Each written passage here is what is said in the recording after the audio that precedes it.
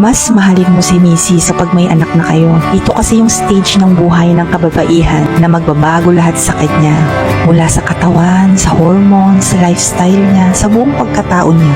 Kapag ang isang babae ay nanganak, nandyan na yung maaawa siya sa sarili niya. Titingin siya sa salamin at halos hindi na niya makilala yung refleksyon sa harapan niya. Malaking puson, maitim na batok, malaking braso, lawlaw na balat. At mula ng mga anak din siya, dumoble ang pagod niya. Bilang asawa, huwag naman sana tayo maghanap ng iba pag si Mrs. ay nagbago na. Isipin mo yung hirap na pinagdaanan niya mula sa pagdadalang tao, sa pagsilang at sa pag-aalaga. Huwag kang maging selfish. Ang ibang lalaki kasi tumitingin na sa iba dahil feeling nila hindi na maganda yung misis nila. Napaka-unfair naman nun, di ba? Mahalin natin si Mrs. ng mas higit pa. Mas dapat ma-appreciate natin siya.